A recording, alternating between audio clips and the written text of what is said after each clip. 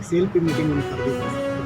13ನೇ ತಾರೀಕು ನಾವೇ ನಾನು ಚೀಫ್ ಮಿನಿಸ್ಟರ್ ಮಾತಾಡಿಕೊಂಡು ನಾನೇ ಕಂಪ್ಲೀಟ್ ಡೇ ಪಕ್ಷಕ್ಕೆ ಕೊಡಬೇಕು ಅಂತ ಮುಖ್ಯಮಂತ್ರಿಗಳಿಗೆ ಹೇಳಿ ಅವತ್ತಿರೋ ಪ್ರೋಗ್ರಾಮ್ ಎಲ್ಲ ಕ್ಯಾನ್ಸಲ್ ಮಾಡಿ ಬೆಳಗ್ಗೆ ಎಲ್ಲ ಬ್ಲಾಕ್ ಪ್ರೆಸಿಡೆಂಟ್ಸ್ಗಳಿಗೆಲ್ಲ ಕರೆದಿದ್ದೀವಿ, DCC ಪ್ರೆಸಿಡೆಂಟ್ಸ್ ಕರೆದಿದ್ದೀವಿ, MLAಗಳು ಕರೆದಿದ್ದೀವಿ, ಮಂತ್ರಿಗಳು ಕರೆದಿದ್ದೀವಿ, ಜನರಲ್ ಬಾಡಿ ಕರೆದಿದ್ದೀವಿ. ಭಾರತ್ ಜೋಡೋ ಭವನಲ್ಲಿ ಸಿದ್ಧತೆ ಬಗ್ಗೆ, ಪಕ್ಷದ ಸಿದ್ಧತೆ ಬಗ್ಗೆ ನಾವು ಕರೆದಿದ್ದೀವಿ, ಪಕ್ಷದ ಸಂಘಟನೆ ಬಗ್ಗೆ ಕರೆದಿದ್ದೀವಿ.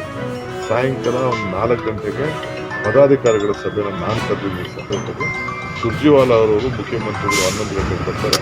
ಸಾಯಂಕಾಲ 6 ಗಂಟೆಗೆ ಶಾಸಕಾಂಗ ಪಕ್ಷದ ಸಭೆನ MLAಗಳಿಗೆ, ಮಂತ್ರಿಗಳಿಗೆ ಜವಾಬ್ದಾರಿಯನ್ನು ಕೊಡಬೇಕು. ಆ ದೃಷ್ಟಿಯಿಂದ ಕರೆದಿದ್ದೆ. ಏನು 27ನೇ ತಾರೀಕು ನಡೀಬೇಕಾದ್ರೆ ನಿಂತು ಅದು 21ನೇ ತಾರೀಕಿಗೆ ನಿಗದಿಯಾಗಿದೆ. ನಾಳೆ ಚೀಫ್ ಮಿನಿಸ್ಟರ್ ನಾವು 14ನೇ ತಾರೀಕು ದೆಹಲಿಗೆ ಹೋಗ್ತಾ ಇದ್ದೀವಿ. 15ನೇ ತಾರೀಕು ಹೊಸ ಕಾಂಗ್ರೆಸ್ ಕಚೇರಿ ಉದ್ಘಾಟನೆ.